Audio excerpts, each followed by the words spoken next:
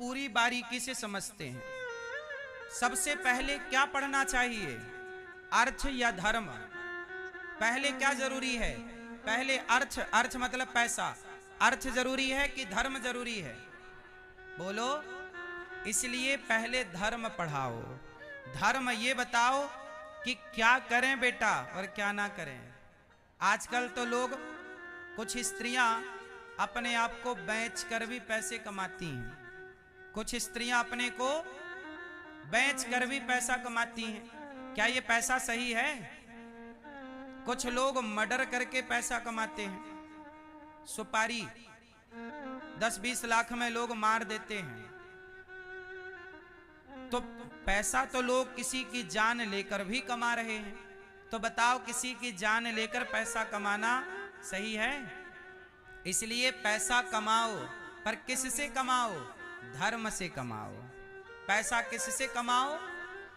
जोर से। पैसा धर्म से कमाओ, पैसा अधर्म से मत कमाओ। किससे ना कमाओ?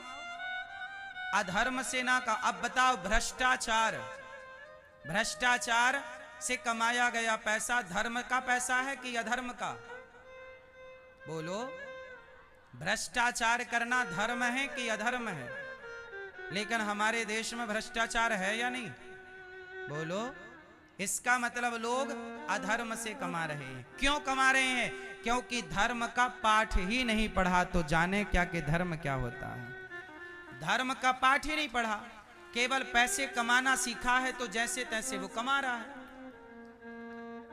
वो तो पैसे कमाने से मतलब है ना उसे।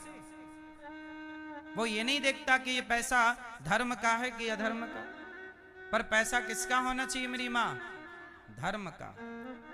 इसलिए धर्म से पैसा कमाओ। धर्म, फिर अर्थ। धर्म के रास्ते पर चलो, फिर अर्थ कमाओ।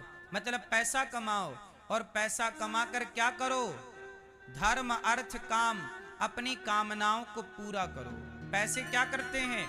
कामनाओं को पूरा। अच्छा ये बताओ, एक होती है जरूरत, एक होती है जरूरत, और एक होती है इच्छा। पैसा कितना कमाना चाहिए मेरी मां? बताओ, कितना पैसा कमाना चाहिए? मैया, ओ लाल बालों वाली मैया, ओ पंचायती मैया, मेरी मां हो गई पंचायत। चलो बताओ, कितना पैसा कमाना चाहिए जीवन में?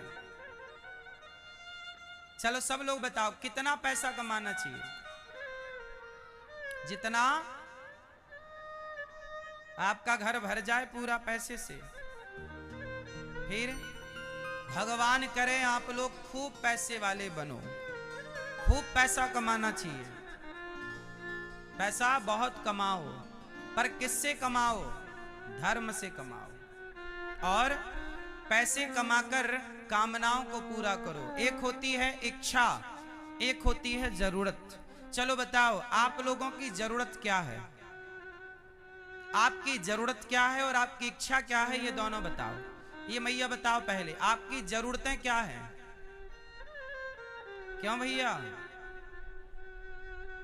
ये पानी पीने वाले भैया, बोतल वाले, बताओ आपकी जरूरत क्या है? ये बताओ। बोलो मेरी माँ। भैया बोलो, आपकी जरूरत क्या है? ये बताओ। बोलो प्रभु। सुन रहा है ना तू? नहीं, नहीं सुन रहे हो? आपकी जरूरत क्या है? बता रहे, पूछ रहे हैं, बताओ भगवान, आपकी जरूरत क्या है? नहीं, कुछ भी नहीं। झूठ बोलना पाप है। और नदी किनारे ये झूठे भैया हैं। टोपी वाले बताओ, आपकी जरूरत क्या है? क्या? हम सबकी जरूरत है रोटी। बोलो रोटी, जोर से। रोटी, कपड़ा, मकान, शिक्षा, ये हमारी क्या है? ये हमारी क्या है? जरूरत है। हम सबको रोटी चाहिए, कपड़ा चाहिए, मकान चाहिए और शिक्षा चाहिए, ये हमारी जरूरत है। तो जरूरत तो रोटी कपड़ा मकान की है, और इच्छा, अब चलते हैं इच्छा। एक होती है जरूरत, जरूरत रोटी कपड़ा मकान शिक्षा, जरूरतें पूरी हो सकती हैं। जरूरत तो रिक्शा वाले की भी पूरी हो सकती है, पर एक होती है इच्छा। रावण की क्या थी, जरूरत या इच्छा? बोलो। दुर्योधन की क्या थी, जरूरत या इच्छा? जरूरत तो रोटी कपड़ा की, जरूरत तो रिक्शे वाले की पूरी हो सकती है, पर इच्छाएं तो रावण की पूरी नहीं हो सकी। इसलिए इच्छाओं के हिसाब से जीवन को ना जियो। जीवन को कैसे जीना है? जरूरत के हिसाब से। जितनी जरूरत हो उतना काम कर लो, उतना पूरा कर लो, और बाकी बचा हुआ समय भगवान के चरणों में समर्पित करो। यही जीवन का सार है। वरना इच्छाएं पूरी करते करते मर गए, क्या पा गए? इच्छाओं का कोई अंत होए तो बता दो। आज आपकी 1 करोड़ की इच्छा है, 1 करोड़ आते ही 4 करोड़ की इच्छा हो जाएगी, 4 करोड़ आते ही 50 करोड़ की इच्छा हो जाएगी, 50 करोड़ आते ही 100 करोड़ की इच्छा हो जाएगी, 100 करोड़ जिसके पास आ जाए वो 200 करोड़ की इच्छा करता है। इच्छाओं का कोई अंत नहीं, इच्छाओं का कोई, बोलो मेरी मां, इच्छाओं का कोई अंत नहीं। इसलिए कहता हूं, इच्छाओं के हिसाब से ना जिया करो, जरूरतों के हिसाब से जिया करो। हम तो उतना ही काम करते हैं जितने से जरूरत पूरी हो जाए, हम कोई इच्छा रखते ही नहीं। परेशान हैं वो लोग जिनकी इच्छाएं हैं, खुश हैं वो लोग जिनकी जरूरतें हैं। जरूरतें पूरी होने की संभावना है, पर इच्छाओं की पूर्ति होने की संभावनाएं, किसी की पूरी हुई इच्छाएं? बोलो। रावण की इच्छा पूरी हुई? दशरथ जी की इच्छा पूरी हुई? कंस की इच्छा पूरी हुई? आपके बाप दादों की इच्छा पूरी हुई? नहीं। इसलिए इच्छाओं को करो कम। इच्छाएं तो ऑलरेडी समाप्त कर देने लायक है। तो आप लोग किसके हिसाब से जीवन जियोगे? बोलो। जरूरत के हिसाब से। क्यों मैया, आपकी जरूरत क्या है? बोलो। प्रहलाद जी की कोई इच्छा थी ही नहीं। प्रहलाद जी कैसे हैं? निष्काम। तो पहले धर्म कमाओ, धर्म से अर्थ, अर्थ से कामनाओं की पूर्ति करो, और जिस दिन कामनाओं की पूर्ति हो गई उस दिन आपका मोक्ष होना तय है। यही मोक्ष है, कोई कामना नहीं बची ना। व्यक्ति कैसा हो गया? निष्काम। भगवान कैसे मिलते हैं? जब भक्त निष्काम हो जाता है। कैसे मिलते हैं? जब भक्त निष्काम, निष्कपट, निष्कलंक, कोई कामना ना हो, तब जाकर के भगवान की प्राप्ति हो जाती है। प्रहलाद जी पढ़कर आए, हिरण्यकश्यपु ने पूछा क्या पढ़कर आए हो? बोले हमने 9 बातें पढ़ी हैं, बढ़िया बढ़िया। प्रहलाद जी ने क्या पढ़ा? प्रथम भगति संतन कर संगा, दूसर रति मम कथा प्रसंगा, गुरुपद पंकज सेवा, तीसरे भगति अमान। प्रहलाद जी ने कहा पिताजी मैंने नवधा भक्ति पढ़ी है। भक्ति कितने प्रकार की होती है? क्यों मैया, भक्ति कितने प्रकार की होती है? 9 में पहली भक्ति है प्रथम भगति संतन कर संगा, संतों का संग करना, कथाएं सुनना, यही पहली भक्ति है। इसलिए कहीं भी रहो कथाएं रोज सुना करो। ये दास अनिरुद्ध आपको रोज कथा सुनाता है, साधना टीवी पर आप रोज सुनते हैं। कितने लोग कथा रोज सुनते हैं? साधना चैनल पर रोज कथा आती है, आप रोज सुनते हो कि कभी कभी? क्यों मैया? कभी कभी, रोज।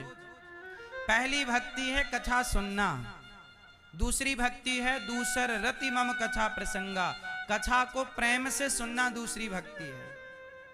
और गुरु पद पंकज सेवा तीसरी भगति अमान, माता की, पिता की, गुरु की, समाज की सेवा करना तीसरी भक्ति है। भक्ति क्या है? सेवा करना। आप कितने लोग अपने पति के पांव दबाती हो? मैया, आप में से कितनी स्त्रियां अपने अपने पति के पांव दबाती हैं?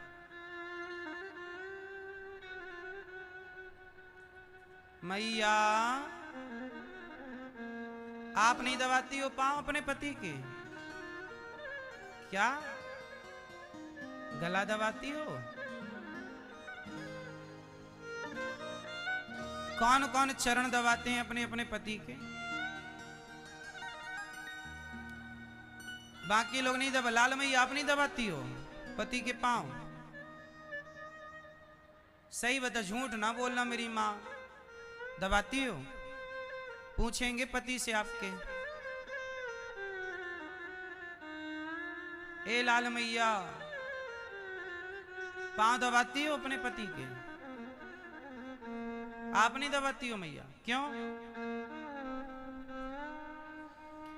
लक्ष्मी जी पांव दबाती हैं कि नहीं नारायण के? बोलो। लक्ष्मी जी सदा भगवान नारायण के चरण दबाती हैं। आप भी लक्ष्मी हो, आपके पति नारायण हैं। अपने पति के पांव दबाओ इसी भाव से कि हम भगवान के चरण दबा रहे हैं। मान लो यही है कि पति भगवान है, तो पति के पांव दबाना, गुरु के चरण दबाना, माता पिता के। आप में से कितने बेटे अपने माँ बाप के पांव दबाते हैं? जो अपने माँ बाप के पांव दबाते हैं वो बेटे हाथ उठाएं। क्यों? भैया, आपकी माँ है चश्मा वाले भैया? पिताजी हैं? नहीं। जब थे पांव दबाते थे? सबको पांव दबाना है। जिनके माँ बाप नहीं हैं तो कोई बात नहीं, किसी बड़े बुजुर्ग के चरण दबाओ, कोई दिक्कत नहीं। पर हैं तो अवश्य अपने माँ बाप के चरण सेवा करो। माँ बाप के पांव जरूर दबाना चाहिए। सेवा करना तीसरी भक्ति है। इसलिए ये दास अनिरुद्ध हम वृद्ध माँओं के पांव दबाते हैं, अपने माता के, अपने पिता के पांव हम जरूर दबाते हैं। इसलिए आप भी अपने माँ बाप के चरण दबाओ। ठीक है मेरी माँ? गुरु पद पंकज सेवा तीसरी भगति अमान, चौथी भगति मम गुण गण करहि कपट तजी गान। चौथी भक्ति क्या है? भगवान के गुणों का गान करना, ये चौथी भक्ति है। जहां जाओ वहां भगवान की चर्चा करो, भगवान के गुणों का गान करो, भगवान के गुणों का गान करिए, है ना? ये चौथी भक्ति है। भगवान के गुणों का गान क्या? हाँ, करुणा निधान रहुआ जगत के दाता है। क्यों मैया?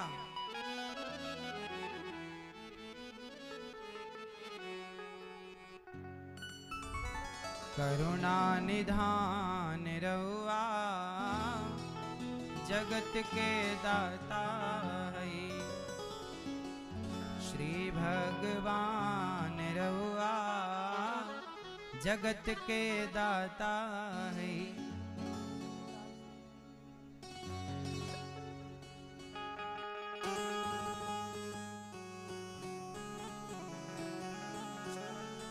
भगवान का गुणगान करिए। कैसे गुणगान करेंगे? करुणा निधान रउआ जगत के दाता हई, श्री भगवान रउआ जगत के दाता हई। दोनों हाथ उठाइए और कहिए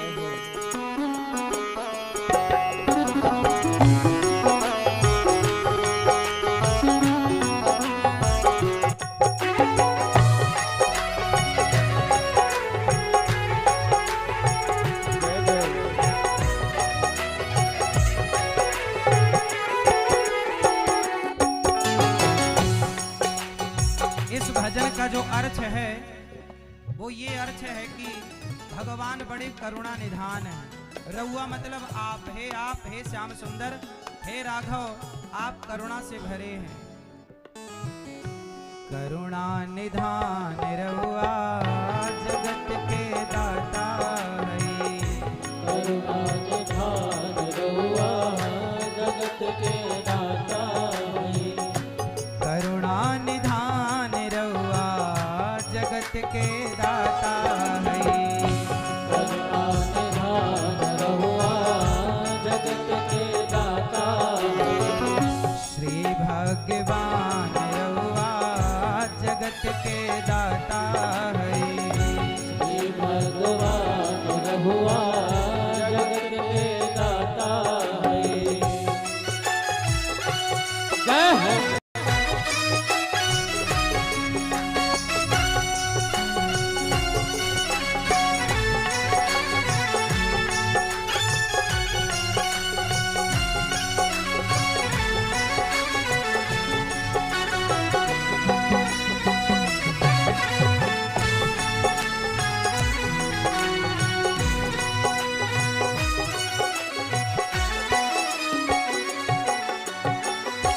मति के फेर देनी, मति के फेर देनी, मति के फेर देनी, मति के फेर देनी, विपत्ति के टेर दहनी, विपत्ति के टेर दहनी। भगवान कितने दयालु हैं कि कुंभकर्ण ने जब वरदान मांगा कि हे ब्रह्मा जी हमें इंद्रासन दे दो, तो भगवान ने इंद्रासन की जगह निद्रासन कहला दिया। मति फेर दी। सदा भगवान भक्तों के पक्ष में निर्णय करते हैं। हाँ, मति के फेर दहनी, मति के फेर दहनी, विपत्ति के टेर दहनी, विपत्ति के टेर दहनी, केवा समान रउआ जगत के दाता है, केवा समान रउआ जगत के दाता है, करुणा निधान रउआ जगत के दाता है, करुणा निधान रउआ जगत के दाता है।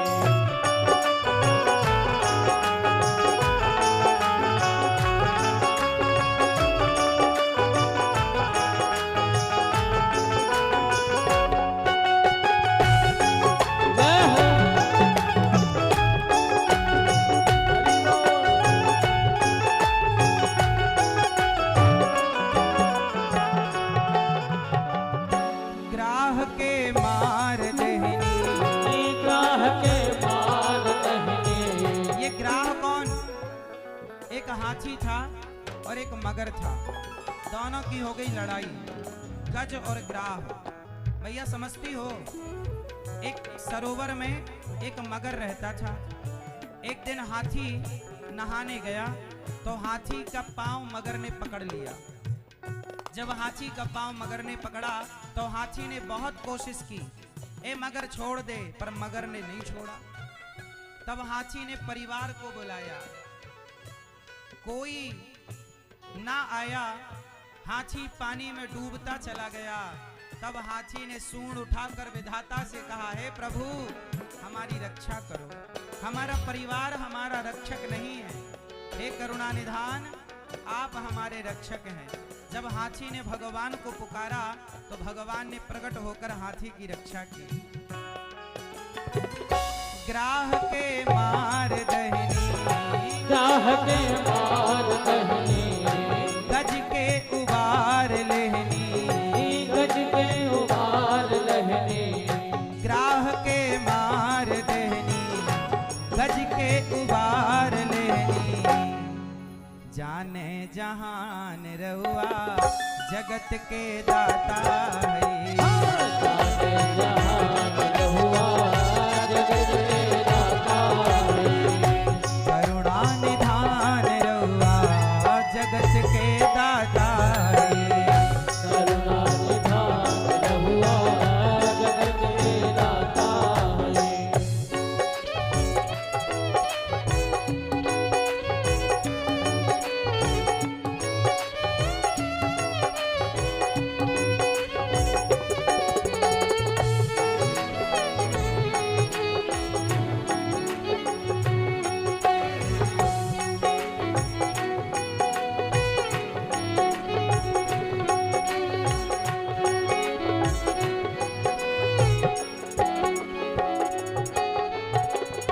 भक्त विदुर घर गई, भक्त विदुर घर गईनी, प्रेम से सगवे खैनी।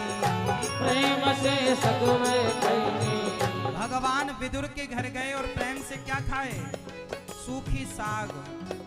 दुर्योधन की मेवा त्यागी साग विदुर घर खाई, सबसे ऊंची प्रेम सगाई। दुर्योधन के यहाँ गए, दुर्योधन ने कहा 56 भोग खाओ। भगवान बोले आपके यहाँ नहीं खाएंगे, हम विदुर जी के घर जाएंगे। और विदुर की पत्नी विदुरानी ने भगवान को छिलका छील कर दिया, केला फेंक दी गई और भाव से छिलका देती गई और भगवान वो भाव से छिलके खाते हैं। ऐसे हैं करुणा निधान। भक्त विदुर घर गए, भक्त विदुर घर गईनी, प्रेम से सगवे खैनी। प्रेम से सगवे खैनी। भक्त विदुर घर गए, प्रेम से सगवे खैनी। छोड़ पकवान रहुआ जगत के दाता। और भगवान रहुआ जगत के दाता है। करुणा निधान रहुआ जगत के दाता है। करुणा निधान रहुआ जगत के दाता है। करुणा निधान रहुआ जगत के दाता है। करुणा निधान रहुआ जगत के दाता है। करुणा निधान रहुआ जगत के दाता है। करुणा निधान रहुआ जगत के दाता है। केवट से चरण धोबवनी, गीधपति ही ये लगवनी। केवट से चरण, आप गाओ मेरे संग। केवट से, मैया जोर से मेरी माँ। केवट से चरण धोबवनी। केवट से गीधपति ही ये लगवनी। गीधपति मतलब जटायु को भगवान ने हिय से मतलब हृदय से लगाया। केवट से चरण धोवनी, गीधपति ही ये लगवनी। जाने जहान रहुआ जगत के दाता है। जाने जहान रहुआ जगत के दाता है। जहां बैठा करो भगवान के गुण गाया करो। भगवान के गुणों को गाना चौथी भक्ति है। गुरु पद पंकज सेवा तीसरी भगति अमान। चौथी भगति मम गुण गण करहि कपट तजिगान। भगवान कितने दयालु हैं। करुणा निधान रहुआ जगत के दाता है। जगत के दाता है कौन? करुणा निधान रहुआ मतलब आप। हे प्रभु आप जगत के दाता हैं। मैया शबरी घर गईनी, जूठे बेरन के खैनी। मैया शबरी घर गईनी, जूठे बेरन के खैनी। करके बखान रउआ जगत के दाता है, करके बखान रउआ जगत के दाता है। देखो शबरी के घर जाना और शबरी पर कृपा करना। मंत्र जाप मम दृढ़ विश्वासा, पंचम भजन सुवेद प्रकाशा। मंत्र का जाप करो दृढ़ विश्वास के साथ। मंत्र जाप पांचवी भक्ति है भगवान का नाम जपना। काम करो खूब नाम जपो। अच्छा ये बताओ, कोई पापी व्यक्ति हो तो उसका उद्धार कैसे होगा? कलयुग का यह परम प्रतापा। कलयुग का कलयुग में बड़ी महिमा है। कलयुग केवल नाम आधारा, सुमरि सुमरि नर उतरहि पारा। कलयुग की विशेषता जानती हो मेरी माँ क्या है? कलयुग में नाम। अजामिल जैसा पापी किससे तर गया? बोलो, नाम से। इसलिए काम खूब करो और खूब नाम जपो। काम करते रहो, नाम जपते रहो। मन से गोविंद गोपाल गाते चलो।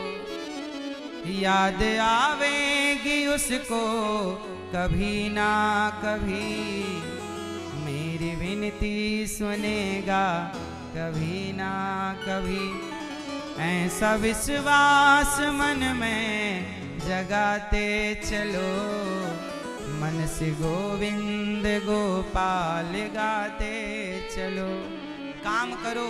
अजामिल नाम का एक ब्राह्मण रहा करता था, बड़ा पापी। पर मरते समय उनके मुंह से क्या निकल गया? अजामिल के मुंह से नारायण। क्या निकल गया? नारायण उनके बेटे का नाम था। अजामिल ने पुकारा, बेटे को था, नाम पुत्र का लिया। परमात्मा ने सुन लिया।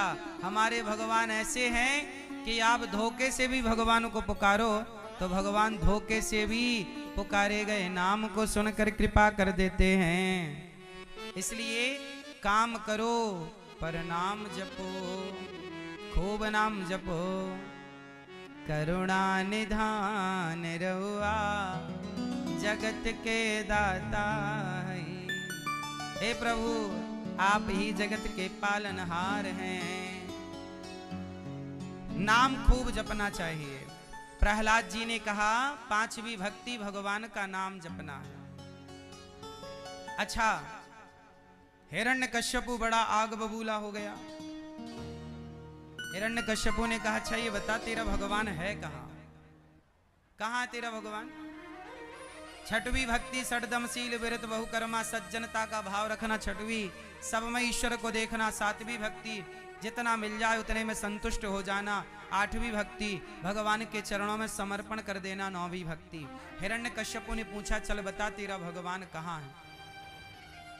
अच्छा मैया ये बताओ, आपका भगवान कहाँ है? भगवान कहाँ रहते हैं? उत्तर दो।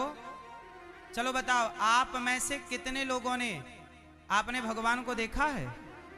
क्यों मैया, आपने भगवान को देखा नहीं? मैया आपने भगवान को देखा नहीं? क्यों भैया, आपने भगवान को देखा? भैया आपने भगवान को देखा नहीं? आप बता, पीछे वाले चश्मा वाले भैया, आपने भगवान को देखा नहीं? आपने भगवान को देखा? ओ चश्मा वाली मैया, आपने भगवान को देखा?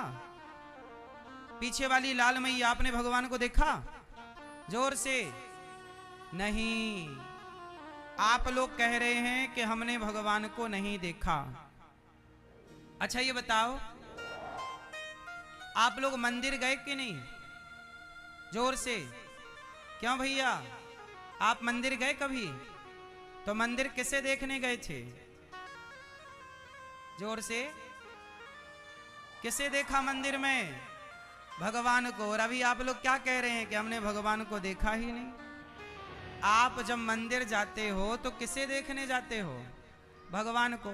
और जब आपसे पूछा जाता है कि आपने भगवान को देखा तो आप मना कर देते हो कि हमने भगवान को नहीं देखा।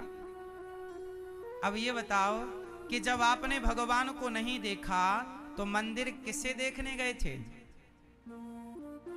क्यों मैया, मंदिर गई कि नहीं? किसे देखने गई? और आप तो कह रही थी अभी कि हमने भगवान को नहीं देखा। इसका मतलब है कि भगवान के मंदिर में जो भगवान हैं, आप उन्हें भगवान मानते ही नहीं, आप उन्हें मूर्ति मानते हैं। ये तो पत्थर की मूर्ति है। जब आप पत्थर ही मानते हो तो मंदिर जाते ही क्यों हो? जब आपने पहले ही स्वीकार कर लिया कि ये भगवान नहीं, ये पत्थर है, तो जब पत्थर ही मान लिया तो फिर जाने से फायदा क्या? पत्थर को कौन प्रणाम करता है भाई साहब? इसका मतलब है कि आप मंदिर में बैठे हुए भगवान को भगवान नहीं मानते, सिर्फ मूर्ति मानते हैं। लेकिन प्रहलाद कैसे हैं? प्रहलाद ने भी एक खंबे को देखा। हिरण्यकश्यपु ने कहा कि तेरा भगवान कहाँ है? मैंने तो नहीं देखा भगवान को। तू देखता हो, तुझे दिखते हो तो बता। प्रहलाद जी ने कहा पिताजी, मुझे तो मेरे भगवान सब जगह दिखते हैं। हिरण्यकश्यपु ने कहा क्या तेरा भगवान इस खंबे पर है?